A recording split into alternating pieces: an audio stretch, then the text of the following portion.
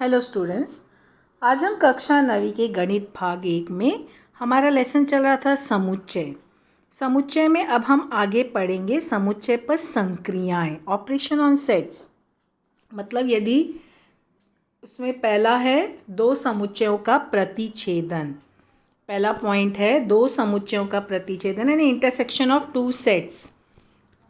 इसमें क्या बोलते हैं, जैसे दो समुच्चय का प्रतिच्छेदन बोला है तो प्रतिच्छेदन में पता है क्या होता है कि यदि ए और बी दो समुच्चय, मतलब तुमको समुच्चय यहाँ दो होने चाहिए, और ए और बी समुच्चय के सामान्य समुच्चय का जो प्रतिच्छेदन समुच्चय कहा जाता है, जो सामान्य घटक होते हैं ना, उसको प्रतिच्छेदन समुच्चय हम कहते हैं। जो सामान्य घटक समुच्चय को ए और बी समुच्चय का प्रतिच्छेदन कहा जाता है, इसे ए प्रतिच्छेदन बी इस तरह से हम लिखते हैं। ए प्रतिच्छेदन बी मतलब यहाँ पे ए और बी, मतलब जो भी समुच्चय तुमको दिया जाएगा, चाहे पी क्यू हो, ए बी हो, एम एन हो, तुम्हें सवाल में जो भी समुच्चय दिए जाएंगे वो लिखना और उनके बीच में ये चिन्ह लगाना, उल्टा यू, ये प्रतिच्छेदन का चिन्ह है। और इसको हम पढ़ेंगे ए प्रतिच्छेदन बी।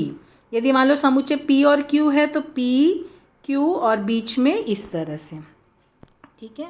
यदि मान लो तुम्हें एम एन दिया है तो एम प्रतिच्छेदन एन। और क्या करना, जो भी तुम्हें समुच्चय दिए जाएंगे ना, उसमें जो दोनों में समान घटक रहेंगे सिर्फ उनको ही लिखना, तो वो होगा ए प्रतिच्छेदन बी, और उसे ए प्रतिच्छेदन बी पढ़ेंगे। और उसे अगर हम गुण वर्णन पद्धति में लिखेंगे तो ये इस तरह से एक्स ऑब्लिक ए, एक्स या तो एक्स ए का घटक होगा और बी का भी घटक होगा। मतलब जो ए प्रतिच्छेदन बी में एक्स यानी जो भी घटक तुम लिखोगे वो ए में भी होने चाहिए और बी में भी होने चाहिए, दोनों के घटक होने चाहिए, तो ही हम कहेंगे कि वो ए प्रतिच्छेदन बी, जो दोनों में समान घटक होंगे तो उसको हम कहेंगे ए प्रतिच्छेदन बी। जैसे मान लो ए में तुमको दिया है 1 2 3 4 5, मान लो बी में तुमको दिया है 2 4 और मान लो 6, ठीक है। जैसे मान लो ए में दिया है 1 2 3 4 5, प्रथम 5 प्राकृत संख्या। मान लो बी में दिया है प्रथम 3 सम संख्या, तो 2 4 6 ये सम संख्या हो गई। अब देखो दोनों में जो समान घटक है वो आएंगे। क्या समान है, देखो 2 और 4, दोनों में समान घटक क्या है, दोनों में देखो समान घटक क्या है, 2 और 4। तो हम कैसे लिखेंगे, ए प्रतिच्छेदन बी बराबर धनु कोष्ठक में 2 4, जो दोनों में समान घटक होंगे तो हम लिखेंगे 2 4, ठीक है। कभी कभी ऐसा होगा कि तुम्हें समुच्चय ए में जो घटक दिए रहेंगे और समुच्चय बी में जो घटक दिए रहेंगे, दोनों में अलग अलग घटक, जैसे मान लो यहाँ पे 1 2 3 दिया है, मान लो यहाँ पे 4 5 दिया है। अब दोनों में क्या समान है, ए प्रतिच्छेदन बी, क्या समान है, दोनों में कुछ समान है, कुछ भी नहीं समान है, तो क्या करना, धनु कोष्ठक लिखना, धनु कोष्ठक बंद कर देना, यानी रिक्त समुच्चय, कुछ भी घटक समान नहीं मतलब रिक्त समुच्चय, ठीक है। तो इस तरह से हमें जो है प्रतिच्छेदन समुच्चय के बारे में हम पढ़े। इसके गुणधर्म भी हैं। इसके गुणधर्म क्या है, प्रतिच्छेदन समुच्चय के गुणधर्म क्या दिया है, देखो यहाँ पे ये ए प्रतिच्छेदन बी बराबर बी प्रतिच्छेदन है। चाहे तुम ए प्रतिच्छेदन बी लिखो, चाहे तुम बी प्रतिच्छेदन ए लिखो, दोनों के घटक समान होंगे, क्योंकि हमको समुच्चय ए और बी के घटक लेने हैं ना, हम तो इन्हीं के घटक लेंगे, तो जो दोनों में समान होगा हम सिर्फ उनको ही लिखेंगे, इसके लिए दोनों समान होंगे। दूसरा गुणधर्म क्या बोला है कि यदि ए बी का उपसमुच्चय है तो ए प्रतिच्छेदन बी ए होगा। ए बी का उपसमुच्चय मतलब ए के सारे घटक बी में आ रहे हैं। जैसे मान लो ए में 2 4 हैं और बी में दिया है 1 2 3 4 5। अब देखो ए के सारे घटक बी में आ रहे हैं, यानी ए बी का उपसमुच्चय है, तो इसका मतलब क्या होगा, ए प्रतिच्छेदन बी क्या होगा, देखो ए प्रतिच्छेदन बी हम निकालेंगे। पहले हम ए प्रतिच्छेदन बी निकालें। देखो दोनों में समान क्या है, 2 4, यहाँ पे भी 2 4, तो हमने क्या लिखा 2 4। देखो ए और बी का प्रतिच्छेदन क्या है, ए, देखो ए में है ना 2 4, तुम्हारा समुच्चय ए में क्या घटक है, 2 और 4, इसका मतलब देखो ये भी हमको ए मिला, तो ये हमारा दूसरा गुणधर्म सिद्ध हुआ, ये हमारा पहला गुणधर्म। अब हम तीसरा गुणधर्म देखेंगे, क्या दिया, यदि ए प्रतिच्छेदन बी बराबर बी है तो बी ए का उपसमुच्चय। इसी का विपरीत ना, कि अगर मान लो इन दोनों का प्रतिच्छेदन जो समुच्चय होगा मतलब वो जो है दूसरे का उपसमुच्चय होगा, मतलब जो यहाँ पे प्रतिच्छेदन आएगा ना वो जो बचा वो उसका उपसमुच्चय होगा। जैसे यहाँ पे ए बी का उपसमुच्चय है तो इसका मतलब ए प्रतिच्छेदन बी क्या आया, ए। यहाँ पे क्या बोला, ए प्रतिच्छेदन बी अगर बी है तो इसका मतलब बी ए का उपसमुच्चय है। ठीक है, ये 2 और 3 ये इसी का विपरीत है। फिर चौथा क्या बोला है, यदि ए प्रतिच्छेदन बी जो है वो ए का उपसमुच्चय है तो ए प्रतिच्छेदन बी का भी उपसमुच्चय होगा। मतलब ए प्रतिच्छेदन बी के सारे घटक अगर ए में आ रहे हैं तो सारे घटक बी में भी आएंगे। जैसे मान लो तुमको यहाँ पे दिया है समुच्चय ए में दिया है घटक, मान लो ए बी सी डी, ठीक है, और मान लो समुच्चय बी में घटक दिया है, वॉवल्स होते हैं ना, ए ई आई ओ यू, मान लो ये तुम्हारा वॉवल्स है और ये तुम्हारे अल्फ़ाबेट हैं। देखो दोनों में क्या कॉमन है, ए प्रतिच्छेदन बी, क्या कॉमन है दोनों में, सिर्फ ए, तो ए लिखे। अब देखो क्या बोला है, ए बी, ए प्रतिच्छेदन बी ए का उपसमुच्चय। देखो ए प्रतिच्छेदन बी ए है ना, ए आ रहा है, इसका मतलब ये ए का उपसमुच्चय है। और देखो तब ये बी का भी उपसमुच्चय होना चाहिए, देखो बी का भी है ना क्योंकि ए आ रहा है ना इसमें, और ए प्रतिच्छेदन बी जो है वो बी का भी उपसमुच्चय। उपसमुच्चय हम लोग पढ़े थे ना पिछले वीडियो में कि जिसके सारे घटक इस समुच्चय में आने चाहिए तो वो उपसमुच्चय। देखो ए आ रहा है ना, ए जो है वो ए में भी आ रहा है और ए जो है वो बी में भी आ रहा है, तो दोनों ए प्रतिच्छेदन बी जो ए का भी उपसमुच्चय है और बी का भी उपसमुच्चय है। इसके अलावा क्या बोला है, यदि ए प्रतिच्छेदन ए डैश, ए प्रतिच्छेदन ए डैश जो होगा वो हमेशा रिक्त होगा। सही बात है, हम लोग पूरक समुच्चय ए प्रतिच्छेदन ए डैश यानी पूरक समुच्चय पढ़े थे ना, तो जो ए के जो भी घटक होंगे वो ए डैश में नहीं होंगे। हमने देखो पूरक समुच्चय में पढ़ा था, विश्व समुच्चय से मिलाएंगे तो जो ए में लिखा वो न लिखेंगे, बाकी बचे हुए ए डैश में लिखेंगे। तो दोनों में ऑब्वियस है कोई कॉमन मिलेगा ही नहीं, तो जब कोई कॉमन मिलेगा नहीं तो हमें क्या मिलेगा, रिक्त ही मिलेगा ना। फिर उसके बाद छठवां क्या बोला है, ए प्रतिच्छेदन ए ही होगा। जैसे समुच्चय ए दिया है ए बी सी डी, तो इसी का प्रतिच्छेदन ए का ए के साथ, तो ए के साथ वही कॉमन हुआ ना, ए बी सी डी यही तो कॉमन है दोनों में, तो यानी ए प्रतिच्छेदन ए भी ए होगा। ये हम किसके गुणधर्म पढ़ रहे हैं, ये हम प्रतिच्छेदन का। इसके अलावा ए प्रतिच्छेदन रिक्त जो होगा वो क्या होगा, जैसे मान लो समुच्चय ए दिया है 1 2 3 4, मान लो ये दिया है और तुम्हें क्या बोला है समुच्चय बी क्या है, रिक्त। रिक्त यानी कुछ भी खाली, कुछ नहीं लिखा हुआ है, तो हम ए प्रतिच्छेदन बी क्या होगा, देखो इसमें क्या घटक है, कुछ नहीं लिखा है, और इसमें 1 2 3 4, तो दोनों में क्या कॉमन है, कुछ भी कॉमन नहीं है, कुछ भी कॉमन नहीं है दोनों में, तो कुछ नहीं लिखेंगे, धनुकोष्ठक लिखे, धनुकोष्ठक बंद कर दिए। मतलब क्या हुआ, बी हमारा क्या है, देखो रिक्त है ना, इसका मतलब ए प्रतिच्छेदन रिक्त क्या होगा, रिक्त समुच्चय होगा। तो ये सब गुणधर्म है, ये सब गुणधर्म पढ़ना है, कॉपी में भी लिखना है, याद भी करना है, ठीक है, ये सारे गुणधर्म। तो अभी हमने इसके उदाहरण देखे, अब हम अगला समुच्चय देखेंगे, विसंगित समुच्चय। विसंगत समुच्चय ने क्या होता है, यदि जैसे ए में दिया 1 3 5 9 ए के घटक, बी में दिया 2 4 8, 2 समुच्चय दिए हैं, तो क्या बोला है, समुच्चय ए और समुच्चय बी में एक भी घटक सामान्य घटक नहीं है। इसका मतलब यह समुच्चय पूर्णतः भिन्न अर्थात विभक्त है, इसलिए इसे विभक्त अथवा विसंगित समुच्चय कहते हैं। मतलब देखो दोनों में ए और बी दोनों में कोई घटक समान है, ए प्रतिच्छेदन बी में कोई भी घटक समान नहीं है, तो धनुकोष्ठक लिखे, धनुकोष्ठक बंद कर दिए, यानी ए प्रतिच्छेदन बी क्या है, रिक्त। तो यदि कोई 2 समुच्चय जिसमें एक भी घटक समान नहीं होगा तो उस समुच्चय को हम क्या कहेंगे, विसंगित समुच्चय या विभक्त समुच्चय। मतलब कोई भी घटक समान नहीं, इसका मतलब क्या हुआ, दोनों का प्रतिच्छेदन रिक्त। अब यहाँ पे ए और बी बोला, इसके लिए ए बी देखे, कोई भी घटक हो सकता है, एम एन हो सकता है, पी क्यू हो सकता है, ठीक है, एक्स वाई हो सकता है। तो जो भी समुच्चय होगा अगर उनका प्रतिच्छेदन रिक्त आ रहा है तो उसको हम विसंगित समुच्चय या विभक्त समुच्चय कहेंगे। मतलब कोई भी घटक समान नहीं है, ठीक है। अगला हमारा समुच्चय पर संक्रियाएं क्या है, दो समुच्चयों का संघ। दो समुच्चयों का संघ क्या दिया, यदि ए और बी दो समुच्चय हैं, इन दोनों समुच्चय के घटकों को मिलाकर बनने वाले समुच्चय को ए और बी का संघ समुच्चय कहते हैं। और इसको कैसे लिखते हैं, ए और यूनियन बी। संघ यानी यूनियन ऑफ सेट्स ना, इसके लिए यू, ये यू लिखते हैं, ए यू बी।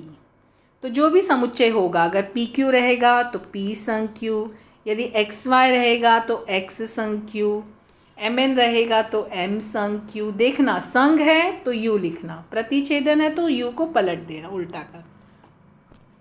अब यहाँ पे संघ समुच्चय में क्या होगा, जैसे मान लो समुच्चय दिया है 1 2 3 4 5, हम देखे थे ना ये उदाहरण, और हमने लिया था b 2 4 6। हम उधर विसंगित ये प्रतिच्छेदन में उदाहरण देखे, अभी मैं बताई, तो अभी हम इसमें संघ में देखेंगे। तो a संघ b में क्या करोगे, जो दोनों समुच्चय के घटक को सब साथ में लिख लोगे। क्या है, 1 2 3 4 5, पहले समुच्चय का सब लिख लो। अब दूसरे में देखो 2 4, लेकिन तुम जानते हो ना जब हम समुच्चय लिखते हैं तो संख्या रिपीट नहीं होती है। हम समुच्चय लिखने की पद्धति में पढ़े थे, तो हम 2 और 4 फिर से नहीं लिखेंगे, तो हम क्या लिखेंगे, 6। तो आगे क्या आएगा, 6। ये हो गया संघ समुच्चय। मतलब घटक सब, दोनों समुच्चय के सारे घटक मिला के लिखना है। किसी भी क्रम में लिख सकते हो, क्योंकि सूची पर समुच्चय लिखने की पद्धति में हम पढ़े हैं, किसी भी क्रम में लिख सकते हैं, लेकिन समुच्चय सिर्फ एक बार होगा। समुच्चय लिखने की पद्धति में बताया गया है ना सूची पद्धति में। तो ये हो गया हमारा ए संघ बी। तो ए यू बी करके लिखते हैं और उसको पढ़ते क्या, ए संघ B, union of two sets, ठीक है। यदि मान लो तुमको दो समुच्चय दिया है, जैसे मान लो तुमको समुच्चय दिया है ए बी सी डी, और समुच्चय बी दिया है एम एन ओ पी, ये दिया। अब देखो इनका संघ लिखना है। अगर इनका प्रतिच्छेदन निकालेंगे तो क्या होगा, ये दोनों में कोई भी घटक समान नहीं है, तो इनका प्रतिच्छेदन रिक्त तो होगा। लेकिन अभी हम संघ पूछ रहे हैं ना, तो संघ में क्या होगा, ए संघ बी। अभी देखो क्या करना, जो पहला समुच्चय उसके सारे घटक लिख लो, ए बी सी डी लिख लिए। अब दूसरा समुच्चय में क्या है, एम एन ओ पी, ये लिख लिए। किसी भी क्रम में लिख सकते हो, तो कोई भी घटक आगे पीछे हो सकता है। और चूँकि पहला उदाहरण में हमने देखा 2 4 कॉमन था जो दोनों में आ रहा था, इसके लिए हम लिखते समय एक ही बार लिखे। यहाँ पे लेकिन कुछ भी कॉमन नहीं है, तो सब लाइन से लिख लिए। ये हो गया तुम्हारा ए संघ बी। अब हम आगे पढ़ेंगे संघ समुच्चय के गुणधर्म। तभी हमारा क्या है, संघ समुच्चय के गुणधर्म। ए संघ बी जो होगा वो बी संघ ए होगा। मतलब ए संघ बी के जो भी घटक होंगे वो बी संघ ए के। अभी हमने देखा उदाहरण 2 3। इसके अलावा क्या बोला है कि यदि ए जो है बी का उपसमुच्चय है, तो ए संघ बी क्या होगा, बी होगा, बड़ा समुच्चय। देखो प्रतिच्छेदन में हमने क्या देखा था, जो छोटा समुच्चय ना वो होगा। क्यों छोटा समुच्चय होगा, क्योंकि उसमें हमने कॉमन निकाला था। लेकिन संघ में बड़ा होगा। क्यों बड़ा होगा, क्योंकि सारे घटक संघ में मिला देंगे ना। जैसे मान लो समुच्चय ए दिया है 2 4 6, समुच्चय बी दिया है 1 2 3 4 5 6 7। अब देखो ए के सारे घटक बी में आ रहे हैं, इसका मतलब ए बी का उपसमुच्चय है। ये उपसमुच्चय कब होगा, ये चिन्ह हम पढ़े ना, उपसमुच्चय का चिन्ह है। ये कब होगा, जब ए के सारे घटक बी में आएंगे। देखो ए के सारे घटक बी में आ रहे हैं, 2 भी आ रहा है, 4 भी आ रहा है, 6 भी आ रहा है। अब संघ निकालेंगे, तो ए संघ बी क्या हो गया, ए संग बी। ए के घटक क्या हैं? 2, 4, 6। बी के घटक क्या हैं? 1, लेकिन 2 हम लिख चुके हैं तो फिर से नहीं लिखेंगे। 3, 4 भी लिख चुके हैं तो फिर से नहीं लिखेंगे। 5 और 7। तो देखो अभी तुम्हें घटक क्या मिल रहे हैं? 1, 2, 3, 4, 5, 6, 7। किसके घटक है? देखो बी के हैं ना। किसी भी क्रम में लिख सकते हो ना, समुच्चय किसी भी क्रम में लिख सकते हो। तो देखो ए संग बी हमें क्या मिला? बी के बराबर मिला। तो ये गुणधर्म हुआ। अब यहाँ क्या बोला है? इसी का विपरीत, अगर ए जो है ए संग बी का प्रतिच्छेदन ये उप समुच्चय है तो बी भी ए संग बी का उप समुच्चय होगा। इसके अलावा ए संग ए डैश बराबर यू। देखो हम लोग ये ए डैश क्या है? ए का पूरक समुच्चय है ना। तो हम लोग ए डैश में कौन से घटक लिखते थे? जो ए के घटक होते थे उसको विश्व समुच्चय से मिलाते थे, जो पिछले वीडियो में बताई हूँ। और जो ए में लिखा है उसको छोड़कर बाकी सब लिखते थे, विश्व समुच्चय से मिलाते थे। तो यानी ये दोनों के घटक मिलाए तो क्या बना? विश्व समुच्चय बना ना। ये हम लोग विश्व समुच्चय का उदाहरण जब दिया था, वीडियो दिया गया था, उसमें पढ़े थे। और ए संग ए भी ए होता है, लेकिन ए संग प्रतिच्छेदन क्या होगा? ए होगा।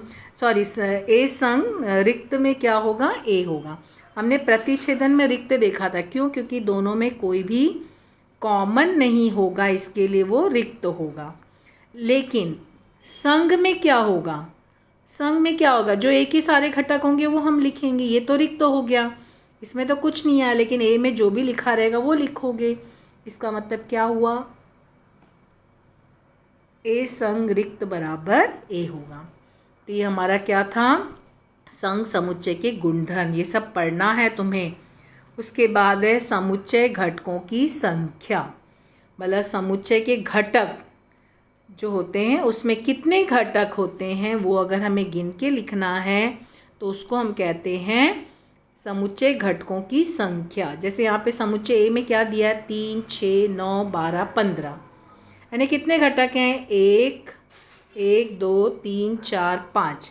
तो घटक को हमें गिनकर लिखना है। कितने घटक है? 5 घटक। लेकिन इसको मतलब ये क्या हुआ? समुच्चय के घटकों की संख्या को हम किससे दर्शाएंगे? एन ए कैसे लिखेंगे? मतलब जो भी समुच्चय दिया रहेगा ना उसको तुम ब्रैकेट में लिखना। जैसे मान लो समुच्चय पी दिया है तो तुम पी लिखोगे। मान लो समुच्चय एक्स दिया है तो तुम लोग एक्स लिखोगे। और घटकों की संख्या यानी नंबर, तो नंबर्स को हम स्मॉल एन से दर्शाते हैं ना, कैपिटल एन तो प्राकृत संख्या है। तो एन ए जो भी समुच्चय रहेगा वो यहाँ पे ब्रैकेट में लिखना और बाहर को स्मॉल एन लिखना, यानी नंबर ऑफ जो है एलिमेंट्स यानी घटक, यानी ए के कितने घटक हैं। यदि पी बोला है तो एन बाहर, पी ब्रैकेट में। एक्स बोला है तो एन बाहर, एक्स ब्रैकेट में। जो भी समुच्चय उसको ब्रैकेट में लिखना और एन बाहर। एन मतलब उसमें कितने घटक हैं वो गिन कर लिखना है। तो ए में कितने घटक हैं? 1, 2, 3, 4, 5। 5 लिखे। देखो एक यहाँ पे उदाहरण और दिया बी का। 6, 12, 18, 24, 30, 36। अभी एन बी निकालना है तो बी लिखा है तो बी को ब्रैकेट में लिखे, एन बाहर लिखे। गिनो 1, 2, 3, 4, 5, 6। तो कितना होगा? 6 हो गया समुच्चय के घटकों की संख्या। तो जब समुच्चय के घटकों की संख्या पूछा, संख्या है ना नंबर, तो क्या करना? कितने घटक लिखे उसको गिन के लिख लेना। हो गया ये।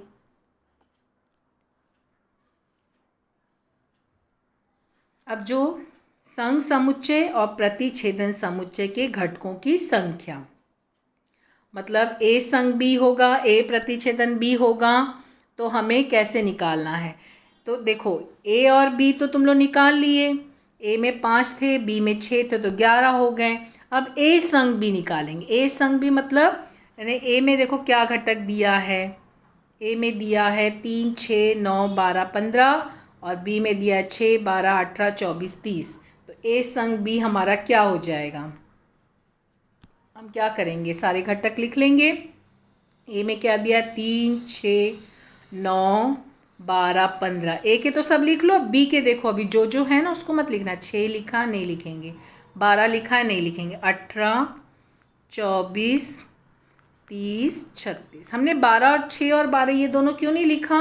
क्योंकि ऑलरेडी यहाँ पे लिखा हुआ है, और जब घटक हम लिखते हैं तो हम उसको रिपीट नहीं करते, हम पढ़े हैं ना। अब ए संग बी में कितने घटक है? देखो 1 2 3 4 5 6 7 8 9। तो ए संग बी में घटक कितने हुए? 9 हो गए। ठीक है। सेम अभी प्रतिच्छेदन निकालना है, तो प्रतिच्छेदन में क्या हो जाएगा? पहले तो ए प्रतिच्छेदन बी निकालेंगे, पहले निकालना फिर घटकों की संख्या गिनना। तो देखो ए और बी में क्या कॉमन है? 6 और 12। तो क्या लिखेंगे? 6, 12 ये दोनों। तो यानी घटकों की संख्या क्या हो गई? तो एन ए प्रतिच्छेदन बी कितना हुआ? 2 हो गया। पहले ए संग बी या ए प्रतिच्छेदन बी निकाल लेना, फिर घटकों की संख्या को गिनना। तब यहाँ पे देखो यही, इस पर तुम्हें क्या मिल रहा है? तो N A plus N B कितना मिला? 11। एन ए संग बी हमको कितना मिला? 9। और ए प्रतिच्छेदन बी हमको मिला 2। तब यहाँ पे देखो तुम्हें क्या मिल रहा है? जो N A plus N B जो है ना, तो 5 और 6 इसमें से 2 घटा। क्यों 2 घटा? क्योंकि देखो ए प्रतिच्छेदन बी जो है वो दोनों में कॉमन है, 2 बार आया है ना, क्योंकि ये तुम्हारा समुच्चय ए हुआ और ये तुम्हारा समुच्चय बी हुआ। तो ये घटक जो प्रतिच्छेदन वाला घटक है दोनों में आ रहा है, इसमें भी आ रहा है और इसमें भी आ रहा है, तो यानी 2 बार उसकी गिनती हो गई ना। इसके लिए क्या किए? इसमें से घटा दिए। तो देखो 5 और 6 कितना मिला? 11। 11 में से 2 घटा कितना आया? 9। देखो ए संग बी हमको मिला 9। तो इससे हमको एक सूत्र मिलता है कि एन ए संग बी बराबर N A plus N B minus N A प्रतिच्छेदन बी। यही सूत्र आगे हमें सवाल हल करने के लिए लगेंगे, तो ये सूत्र अच्छे से पढ़ना, ये हमेशा याद रखना। आगे तुम्हें कथन के सवाल आएंगे तो उसमें ये सूत्र की हमेशा ज़रूरत पड़ेगी। एन ए संग बी बराबर N A plus N B minus A प्रतिच्छेदन बी। अब इसमें से तुम्हें कोई भी जो भी जानकारी दी होगी वो मान रखना। अगर मान लो यहाँ का सब दिया तो यहीं का रख के हल कर लेना, नहीं तो जैसे कभी कभी होता है ना, कुछ यहाँ का दिया है कुछ यहाँ का दिया है, तो सब मान रख के बाद में पक्षांतर करके हल कर लेना। फिर इसी को भी वैन आकृति में पढ़ेंगे। देखो यहाँ पे ए के घटक क्या थे? 3, 6, 12, 15, 9। और बी के घटक क्या थे? 6, 12, 18, 24, 30, 36। देखो यहाँ पे ये दोनों में आया 6 और 12, इसीलिए हमने देखो ऊपर सवाल में दो घटक को माइनस किया गया, क्योंकि 2 बार आ गया ना, गिनेंगे तो एक ही बार। अब वैन आकृति से हम पढ़ेंगे। क्या बोला? उपर्युक्त नियमों की जांच संलग्न वैन आकृति द्वारा कीजिए। एन ए पूछा है कितना है? देखो अभी वैन आकृति में एन ए कितना है? कितना? 1 2 3 4 5। ये पूरा ए है ना, ये पूरा हमारा ए है। इसके लिए कितने घटक आए? 5। तो अभी हम क्या करेंगे? यहाँ पे लिखेंगे एन ए बराबर क्या हो जाएगा? 5। अभी क्या बोला है? एन बी कितना है? वैन आकृति में देखो एन बी कितना है? वैन आकृति में 1 2 3 4 5 6 घटक है ना। तो अभी हम क्या करेंगे? एन बी में कितना लिखेंगे? 6। यहाँ पे देखो 5 था, यहाँ पे 6। अब ए संग बी और ए प्रतिच्छेदन बी में तो 2 थे, और ए संग बी में हमको कितने मिले हैं? 9। सारे घटक मिला के हो गया ना। देखो यही हुआ, एन ए संग बी बराबर N A plus N B minus N A प्रतिच्छेदन बी। ये सूत्र याद रखना है।